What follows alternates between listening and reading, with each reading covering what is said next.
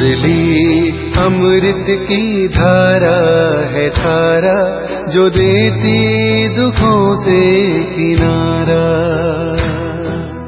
मुरली अमृत की धारा है धारा, जो देती दुखों से किनारा। भूले जीवन में हो जाए शिव बाबा मुरली में समझाए। भूले जीवन में हो जाए। और नीचे जो वो सब्सक्राइब का बटन है ना, उसको हिट करो, जल्दी से करो। Subscribe subscribe subscribe. ओम शांति। आज है 9 अक्टूबर 2021 की साकार मुरली। बाबा के महावाक्य: मीठे बच्चे माता पिता को फॉलो कर तकत नशीन बनो। इसमें कोई तकलीफ़ नहीं, सिर्फ बाप को याद करो और पवित्र बनो। प्रश्न: गरीब निवाज बाप अपने बच्चों का भाग्य बनाने के लिए कौन सी राय देते हैं? उत्तर: बच्चे, शिव बाबा को तुम्हारा कुछ नहीं चाहिए। तुम भल खाओ पियो पढ़ो, रिफ्रेश होकर चले जाओ, लेकिन चावल मुट्ठी का भी गायन है। 21 जन्मों के लिए शाहूकार बनना है तो गरीब का 1 पैसा भी साहूकार के 100 रुपयों के बराबर है। इसलिए बाप जब डायरेक्ट आते हैं तो अपना सब कुछ सफल कर लो। गीत: तुम ही हो माता पिता तुम ही हो। तुम ही हो माता पिता तुम ही हो, तुम ही हो बंधु सखा तुम ही हो। तुम ही हो माता पिता तुम ही हो, तुम ही हो बंधु सखा तुम ही हो।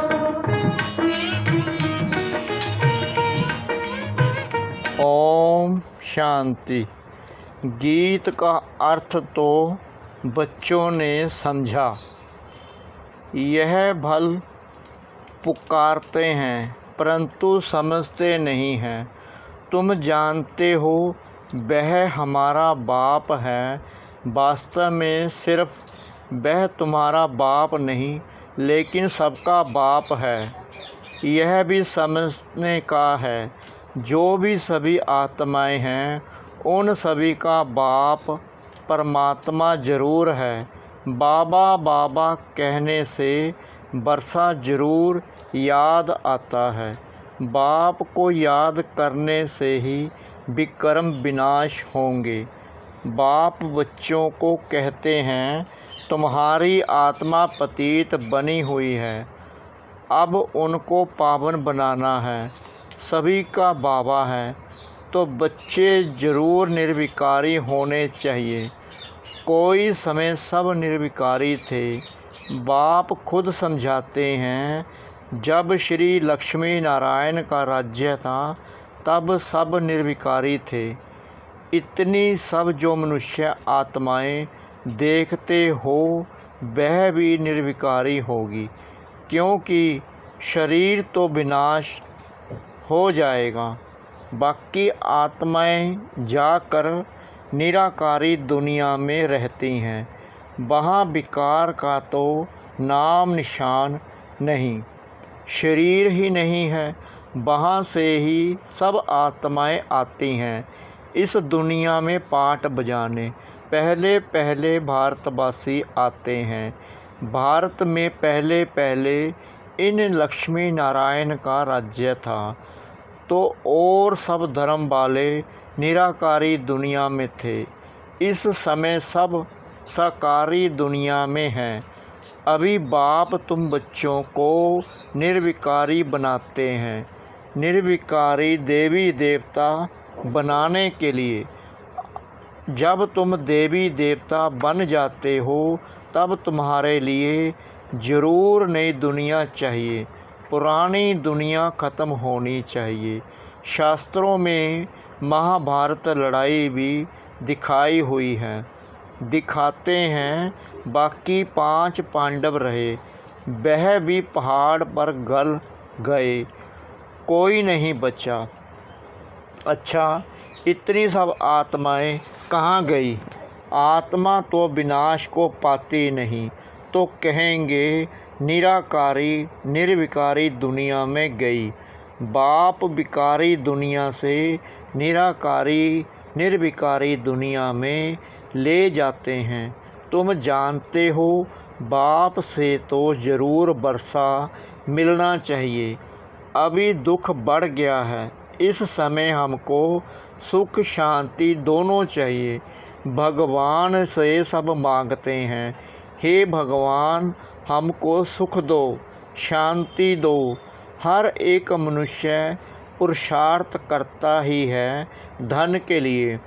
पैसा है तो सुख है। तुमको बेहद का बाप तो बहुत पैसा देते हैं। तुम सतयुग में कितने धनवान थे, हीरे जवाहरों के महल थे।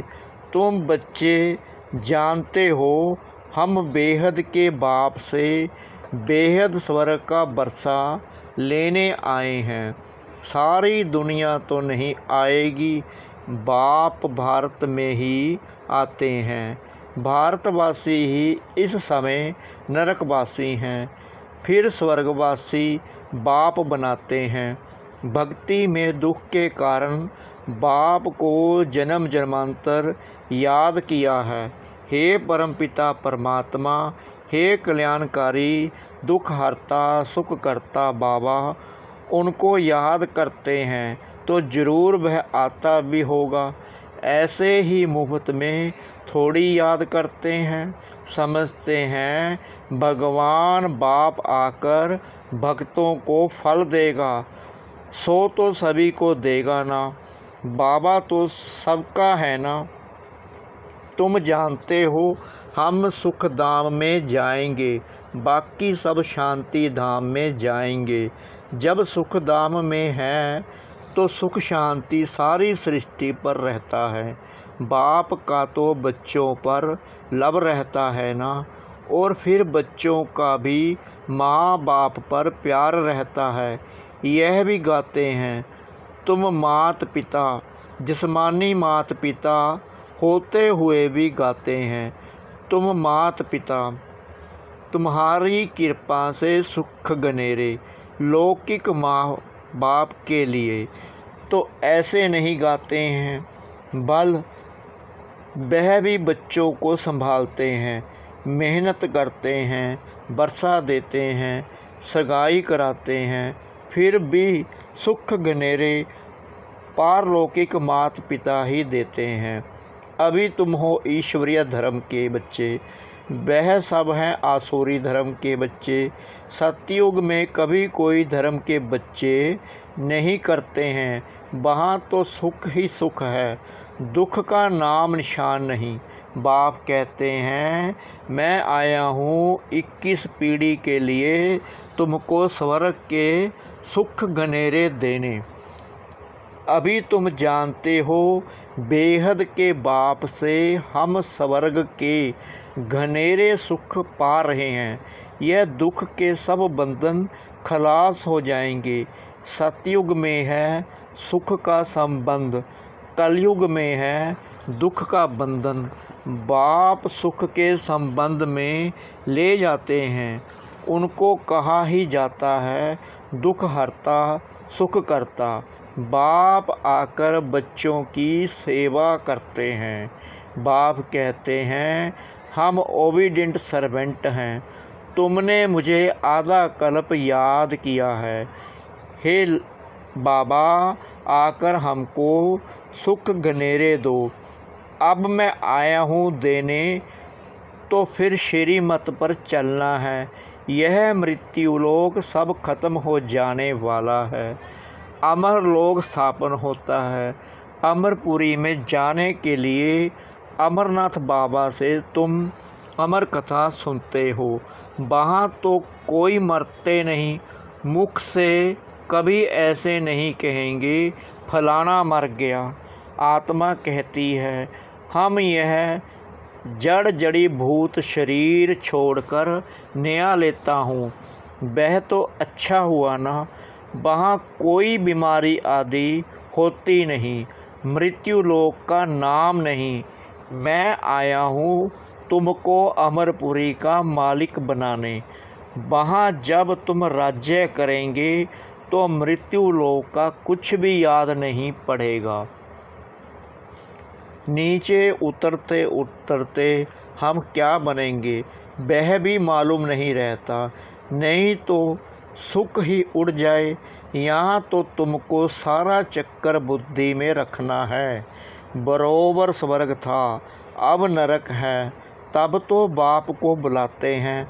तुम आत्माएं शांति धाम की रहने वाली हो, यहाँ आकर पाठ बजाती हो।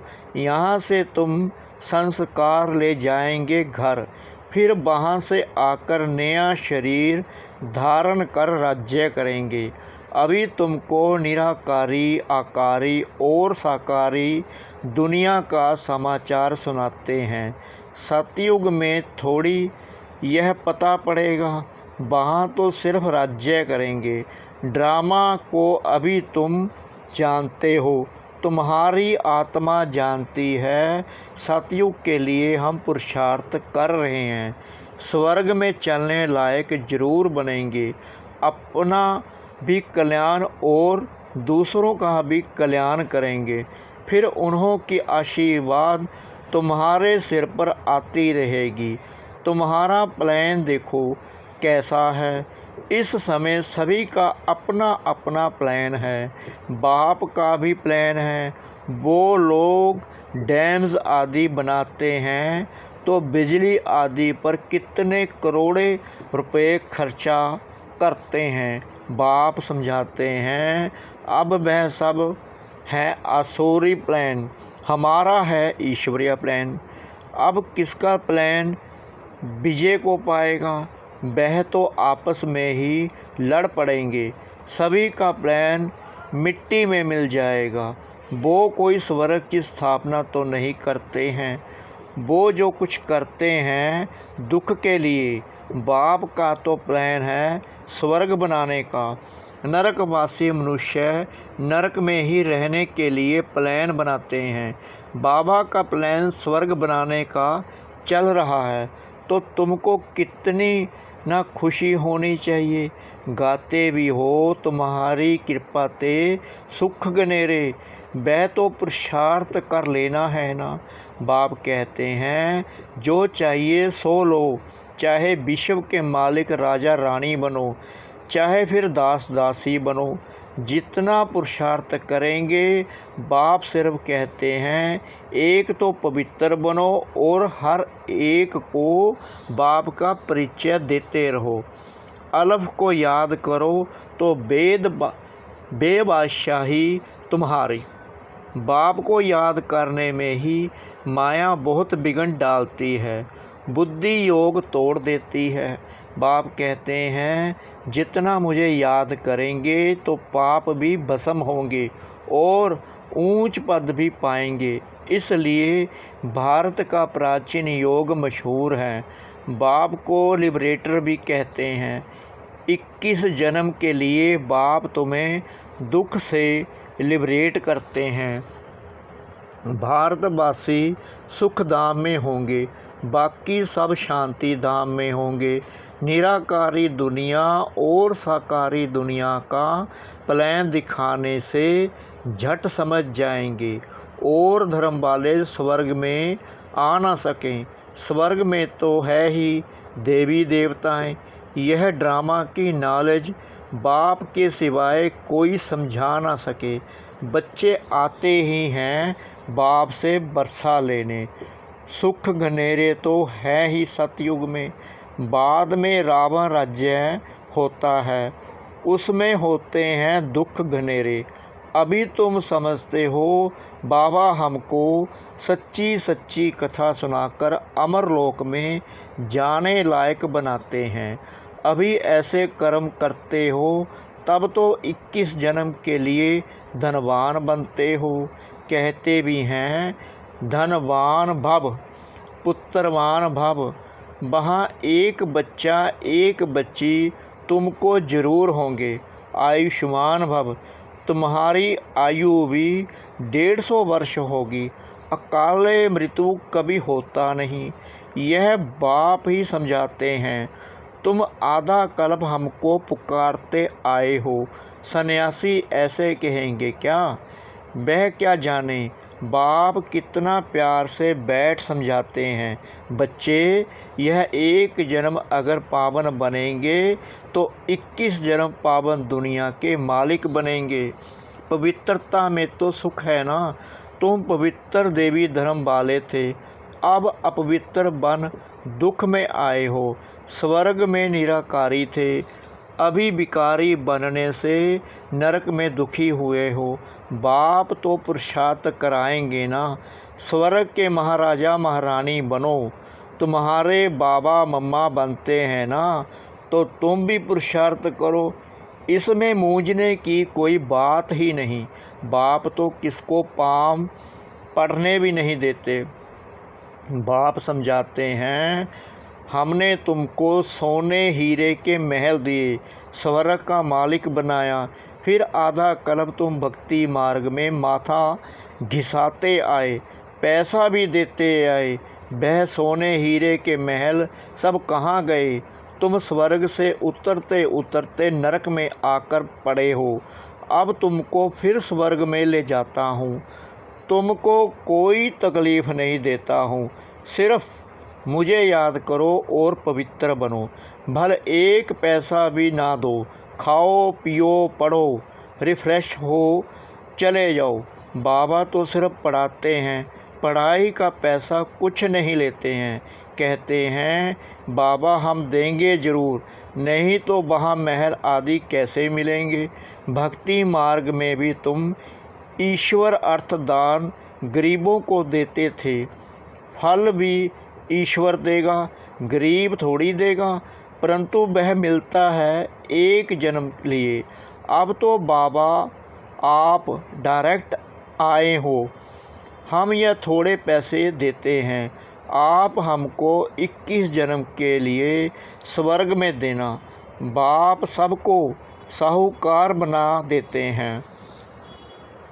पैसे देते हो तो तुम्हारे ही रहने के लिए मकान आदि बनाते हैं, नहीं तो यह सब कैसे बनेंगे। बच्चे ही यह मकान आदि बनाते हैं ना। शिव बाबा कहते हैं मुझे तो इनमें रहने का नहीं है। शिव बाबा तो निराकार दाता है ना। तुम देते हो, तुमको 21 जन्मों के लिए फल देते हैं। मैं तो तुम्हारे स्वर्ग में ही नहीं आऊँगा, मुझे नरक में आना पड़ता है तुमको नरक से निकालने के लिए। तुम्हारे गुरु लोग तो और ही दुब्बन में फंसा देते हैं, वह कोई सदगति नहीं देते। अब बाप आए हैं पवित्र दुनिया में ले चलने, फिर ऐसे बाप को याद क्यों नहीं करते। बाप कहते हैं कुछ भी पैसा ना दो, सिर्फ मुझे याद करो तो पाप नाश होंगे और मेरे पास आ जाएंगे। यह मकान आदि तुम बच्चों ने अपने लिए ही बनवाए हैं। यहाँ चावल मुट्ठी का गायन है ना। गरीब अपनी हिम्मत अनुसार जितना देते हैं उतना उनका भी बनता है। जितना साहूकार का पद उतना गरीब का, दोनों का एक हो जाता है। गरीब के पास है ही 100 रुपया, उनसे 1 रुपया दे। साहूकार को बहुत है तो वह 100 रुपया दे, दोनों का एक ही फल होगा। इसलिए बाप को गरीब निवाज कहा जाता है। सबसे गरीब है भारत, उनको ही मैं आकर साहूकार बनाता हूँ। गरीब को ही दान दिया जाता है ना। कितना क्लियर कर बाबा समझाते हैं। बच्चे अब मौत सामने खड़ा है, अब जल्दी जल्दी करो, याद की रफ्तार बढ़ाओ। मोस्ट स्वीट बाबा को जितना याद करेंगे उतना बरसा मिलेगा। तुम बहुत धनवान बनेंगे। बाप तुमको ऐसा नहीं कहते कि माथा टेको, मेले मलाखड़े में जाओ, नहीं, घर में बैठे बाप और बरसे को याद करो बस।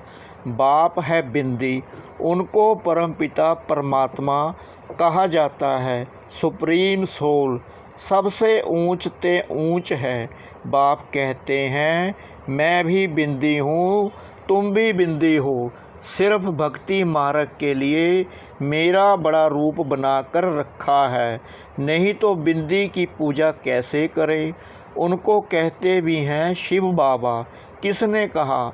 अभी तुम कहते हो कि शिव बाबा हमें बरसा दे रहे हैं, बंडर है ना, 84 का चक्कर फिरता रहता है। अनेक बार तुमने बरसा लिया है और लेते ही रहेंगे। कितना अच्छी रीति बाप बैठ समझाते हैं। अच्छा, मीठे मीठे सिकिला दे बच्चों प्रति माता पिता बाप दादा का याद प्यार और गुड मॉर्निंग। रूहानी बाप की रूहानी बच्चों को नमस्ते। हम रूहानी बच्चों की रूहानी बाप दादा को श्रद्धा भरी प्रेम भरी नमस्ते। शुक्रिया बाबा, शुक्रिया बाबा, शुक्रिया बाबा इस मीठी मुरली के लिए। धारणा के लिए मुख्य सार। नंबर 1, मौत सामने खड़ा है, इसलिए अब याद की रफ्तार को बढ़ाना है। सतयुगी दुनिया में ऊंच पद पाने का पूरा पुरुषार्थ करना है। नंबर 2, अपना और दूसरों का कल्याण कर आशीर्वाद लेनी है। पवित्र दुनिया में चलने के लिए पवित्र जरूर बनना है। वरदान, नए जीवन की स्मृति से कर्मेंद्रियों पर विजय प्राप्त करने वाले मरजीवा भव। जो बच्चे पूरा मरजीवा बन गए उन्हें कर्मेंद्रियों की आकर्षण हो नहीं सकती। मरजीवा बने अर्थात सब तरफ से मर चुके। पुरानी आयु समाप्त हुई। जब नया जन्म हुआ तो नए जन्म नए जीवन में कर्मेंद्रियों के वश हो कैसे सकते। ब्रह्म कुमार कुमारी के नए जीवन में कर्मेंद्रियों के वश होना क्या चीज़ होती है। इस नॉलेज से भी परे शुद्रपन का जरा भी सांस अर्थात संस्कार कहाँ अटका हुआ ना हो। स्लोगन, अमृत बेले दिल में परमात्म स्नेह को समा लो तो और कोई स्नेह आकर्षित नहीं कर सकता।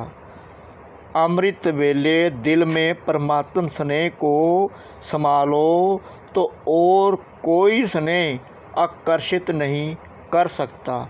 ओम शांति।